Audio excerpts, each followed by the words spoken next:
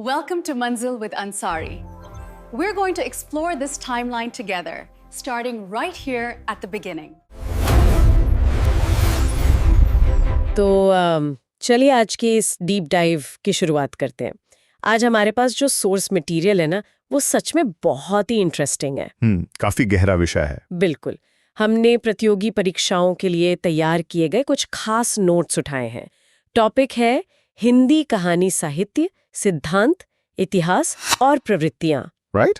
अब इससे पहले कि किसी को लगे कि हम यहाँ कोई बोरिंग सा लिटरेचर का लेक्चर देने वाले हैं, मैं एक बात क्लियर कर दूं। हाँ, वो जरूरी है। हमारा मिशन आज सिर्फ रटना नहीं है।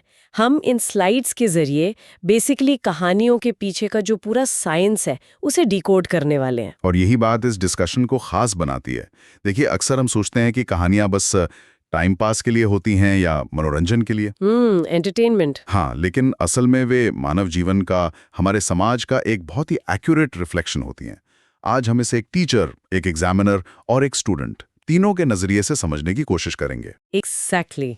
और इसी बैकस्टेज पास का यूज करते हुए नोट्स की जो दूसरी स्लाइड है वो एक बहुत ही बेसिक लेकिन गहरे सवाल से शुरू होती है कि कहानी और उपन्यास में फर्क क्या है। हाँ, हम अक्सर इन दोनों शब्दों को बहुत ही कैजुअली एक साथ इस्तेमाल कर लेते हैं।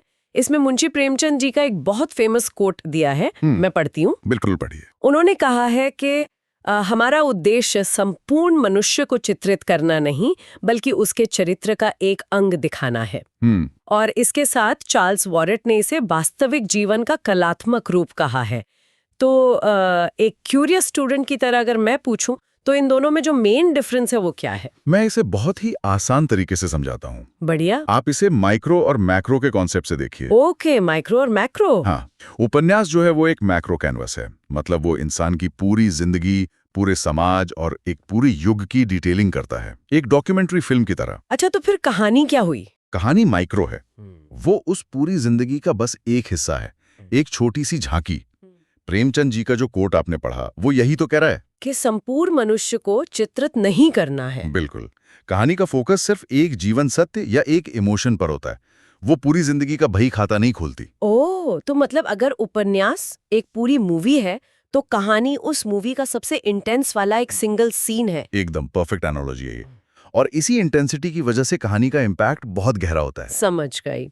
अब जब हम ये समझ चुके हैं कि कहानी है क्या, तो स्लाइड नंबर 3 पर आते हैं। यहाँ कहानी के शरीर या उसकी एनाटॉमी की बात की गई है। हाँ, उसके 7 अनिवार्य तत्व। राइट। और नोट्स में ना इसे याद रखने की एक बहुत ही कमाल की ट्रिक दी गई है। एक निमोनिक है। वो कथा पात्र संवाद वाला? हाँ, मैं बताती हूँ।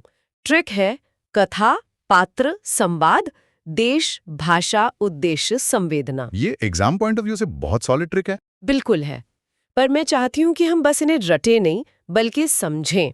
तो पहला है कथा वस्तु। देखिए, कथा वस्तु मतलब प्लॉट, कहानी का जो बेसिक ढांचा है। अगर आपका ढांचा ही कमजोर है तो पूरी कहानी गिर जाएगी। राइट।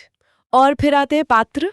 हाँ, कैरेक्टर्स, जो उस कथा वस्तु को आगे ले जाते हैं, उसे ड्राइव करते हैं। यहाँ पर ना नोट्स में एक रैंक बूस्टर पॉइंट दिया है जो मुझे बहुत सरप्राइजिंग लगा। क्या है वो? इसमें लिखा है कि कहानी में जितने कम पात्र होते हैं उसे उतनी ही उत्कृष्ट या बढ़िया माना जाता है। मैं सोच रही थी कि ज्यादा कैरेक्टर्स होंगे तो कहानी ज्यादा ग्रैंड लगेगी ना। यही तो कैच है। देखिए, कहानी का फॉर्मेट छोटा होता है।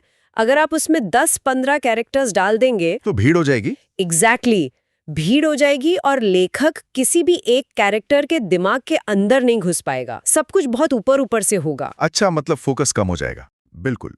कम पात्र होने से इंटेंसिटी बढ़ती है। लेखक उन 2-3 लोगों के मन के द्वंद्व को बहुत बारीकी से दिखा सकता है। इसीलिए कम कैरेक्टर्स वाली कहानी सीधे दिल पर लगती है। Make sense. तीसरा एलिमेंट है संवाद, मतलब डायलॉग्स। संवाद हमेशा छोटे और धारदार होने चाहिए, और सबसे जरूरी बात, वो पात्र के हिसाब से होने चाहिए। मतलब अगर कोई गांव का किसान है तो वो शेक्सपियर जैसी हिंदी नहीं बोल सकता। बिल्कुल नहीं, वरना कहानी फेक लगेगी। और इसी प्रामाणिकता को जोड़ने के लिए आता है चौथा तत्व, देशकाल। देशकाल मतलब सेटिंग। हाँ, टाइम और प्लेस। ये सिर्फ शहर का नाम नहीं है, ये वो माहौल है जो कहानी में विश्वसनीयता लाता है। जैसे अगर कहानी में पेजर और ऑडियो कैसेट का जिक्र है तो हम समझ जाते हैं कि ये 90s का टाइम है। परफेक्ट उदाहरण। इसके बाद पांचवा तत्व है भाषा शैली। फिर छठा है उद्देश्य। कोई भी अच्छी कहानी बिना पर्पस के नहीं होती, वो समाज की किसी बुराई पर चोट करती है। और आखिरी है संवेदना। संवेदना यानी कहानी खत्म होने के बाद पाठक के मन पर जो आखिरी इम्पैक्ट छूटता है, जो एक फीलिंग रह जाती है बुक बंद करने के बाद। हाँ वही। इन सातों के बैलेंस से ही एक अच्छी कहानी बनती है। वाह, ये तो पूरा पोस्टमार्टम हो गया कहानी का। अब स्लाइड 4 पर चलते हैं, जो एक हिस्टोरिकल डिबेट के बारे में है। हिंदी की पहली मौलिक कहानी कौन सी है, ये वाला विवाद। हाँ, मैंने तो हमेशा यही सुना था कि किशोरीलाल गोस्वामी जी की इंदुमती जो 1900 में आई थी, वही पहली कहानी है। आचार्य रामचंद्र शुक्ल ने भी यही माना था। हाँ, काफी समय तक यही माना जाता रहा, लेकिन मॉडर्न रिसर्च ने कुछ और ही साबित कर दिया। वही मैं देख रही हूँ, यहाँ लिखा है कि इंदुमती पर विलियम शेक्सपियर के नाटक टेम्पेस्ट की बहुत गहरी छाप थी। बिल्कुल, जब ये बात सामने आई तो उसकी मौलिकता यानी ओरिजिनलिटी पर सवाल खड़े हो गए। वो एक तरह से अडेप्टेशन या कॉपी लगने लगी। तो फिर असली पहली कहानी कौन सी है? आधुनिक साक्ष्यों के बाद माधवराव सप्रे की एक टोकरी भर मिट्टी को पहली मौलिक कहानी माना गया। ये 1901 में पब्लिश हुई थी। एक टोकरी भर मिट्टी, ये याद रखना जरूरी है। हाँ, और इसी के साथ एक और फैक्ट है बंग महिला की दुलाई वाली का, जो 1907 में आई थी। इसे पहली सुद्देश्य कहानी माना जाता है ना? राइट, मतलब एक क्लियर सोशल पर्पस के साथ लिखी गई पहली कहानी। इसके बाद स्लाइड 5 में पूरी विकास यात्रा दी गई है। इसे अलग अलग एरा या काल खंडों में बांटा है। हाँ, ताकि हम कहानी के एवोल्यूशन को समझ सकें। पहला है प्रेमचंद पूर्व युग 1900 से 1915। यहाँ लिखा है कि इस दौर में रहस्य, रोमांच और तिलिस्म का बोलबाला था। ऐसा क्यों? उस टाइम के समाज को देखिए, लोग हकीकत से दूर एक एस्केप चाहते थे। उन्हें जादू, जासूस और रहस्यमयी कहानियां पसंद थीं। किशोरीलाल गोस्वामी और देवकीनंदन खत्री जैसे लोग यही लिख रहे थे। मतलब सिर्फ एंटरटेनमेंट। हाँ, लेकिन फिर आता है 1915 से 1936 का दौर, प्रेमचंद युग। और यहाँ सब कुछ बदल गया। बिल्कुल। प्रेमचंद ने कहानी को आसमान के जादुई लोक से खींचकर जमीन पर पटक दिया। आम आदमी, किसान, शोषित वर्ग, ये सब कहानी के हीरो बन गए। इसे यथार्थवाद कहते हैं ना? हाँ, रियलिज्म। और उनके साथ जयशंकर प्रसाद भी थे, जो भावनाओं को लिख रहे थे। फिर प्रेमचंद जी के बाद जो युग आया, प्रेमचंदोत्तर युग, 1936 से 50 तक। यहाँ नोट्स में दो भारी शब्द हैं, मार्क्सवादी प्रभाव और मनोवैज्ञानिक प्रभाव। सुनने में भारी लगते हैं, पर है बहुत सिंपल। मार्क्सवादी प्रभाव मतलब प्रगतिशील विचारधारा। अब कहानियां क्लास स्ट्रगल पर लिखी जाने लगीं। अमीर जमींदार और गरीब किसान का संघर्ष। एग्जैक्टली।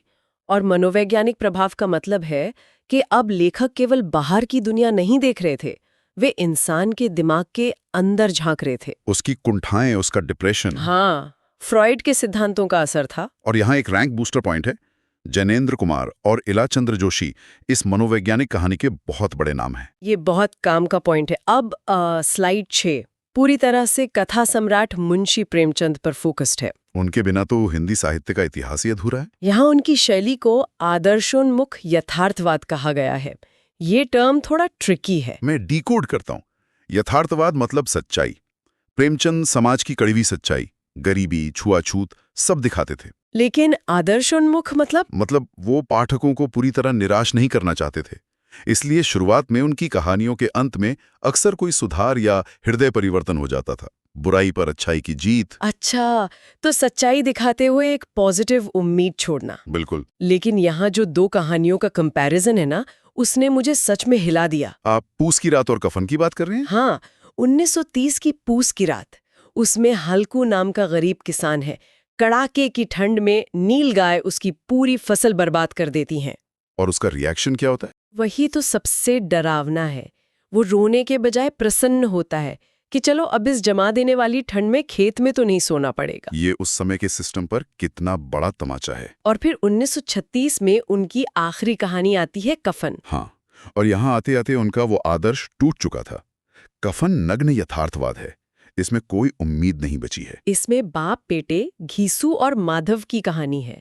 अंदर औरत प्रसव पीड़ा से मर रही है और वो बाहर अलाव ताप रहे हैं क्योंकि उन्हें डर है कि दूसरा उनके आलू खा जाएगा। और जब वो मर जाती है तो उसके कफन के लिए जो चंदा मांगते हैं, उससे वो शराब पीते हैं और पूड़ियां खाते हैं। ये मतलब अनबिलीवेबल है कि भूख इंसान को इस हद तक जानवर बना सकती है। यही प्रेमचंद की ताकत थी। उन्होंने इंसानियत के खत्म होने की वो तस्वीर दिखाई जो कोई नहीं देखना चाहता था। बाय द वे, एक फैक्ट चेक बता दूं, प्रेमचंद की लगभग 300 कहानियां मानस सरोवर के 8 भागों में संकलित हैं। 300 कहानियां, क्या लेगेसी है। अब आगे बढ़ते हैं स्लाइड 7 पर। आजादी के बाद का दौर, 1950 के बाद। यहां से कहानी में बहुत सारे आंदोलन शुरू होते हैं, एक तरह का वैचारिक मोड़। हाँ, एक क्रोनोलॉजी दी है। 1954 में नई कहानी, इसका मोटो लिखा है भोगे हुए यथार्थ की अभिव्यक्ति। मतलब जो खुद महसूस किया है वही लिखेंगे। आजादी के बाद का मोहभंग, शहरी अकेलापन, टूटते रिश्ते।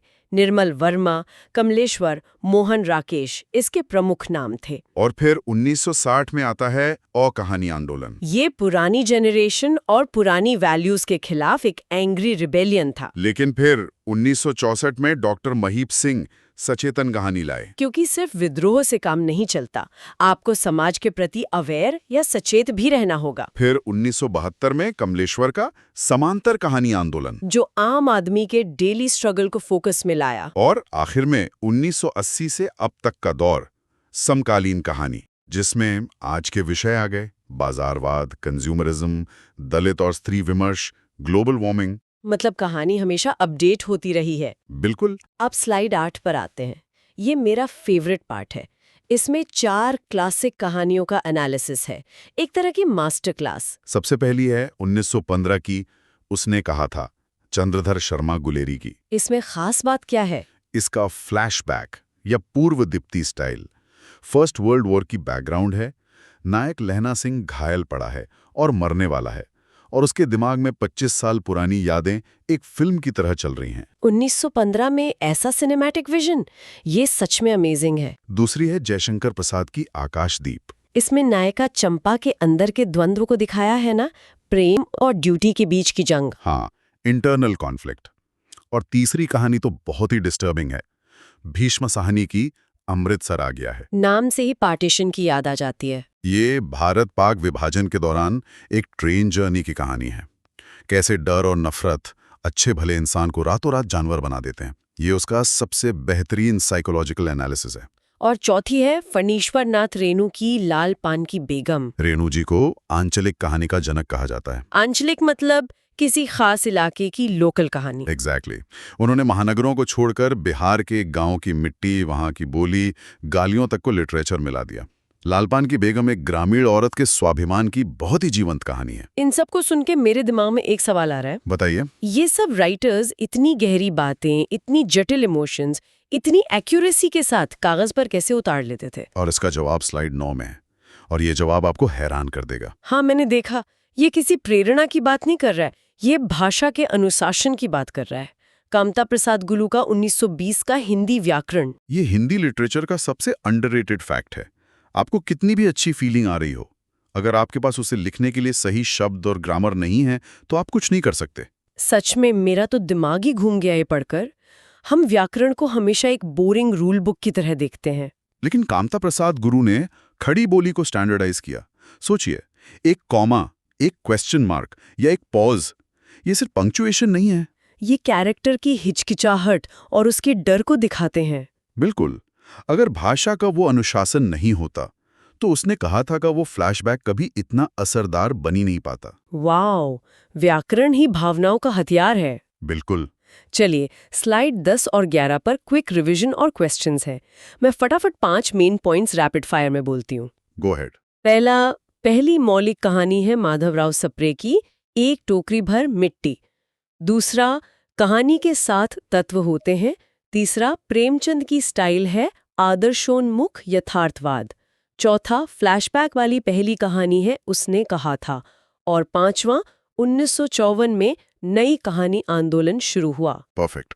और जो लोग सुन रहे हैं उनके लिए स्लाइड 11 में कुछ विश्लेषणात्मक प्रश्न हैं, जैसे कफन की समीक्षा, नई कहानी का इम्पैक्ट और कामता प्रसाद गुरु का योगदान। इन पर जरूर विचार कीजिएगा।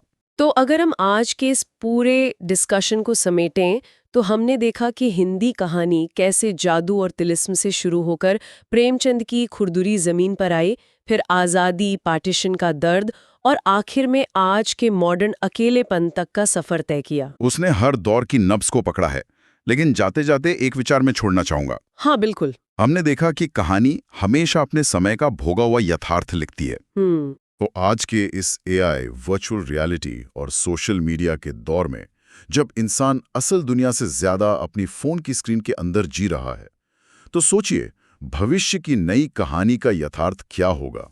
ये बहुत ही प्रोवोकेटिव थॉट है। क्या स्क्रीन के पीछे का डिप्रेशन कहानी बनेगा? और सबसे बड़ी बात, उस भविष्य की कहानी का हीरो कौन होगा? हेल्पफुल लगी हो तो वीडियो को लाइक जरूर करें और चैनल को सब्सक्राइब करना बिल्कुल ना भूलें। मिलते हैं नेक्स्ट क्लास में।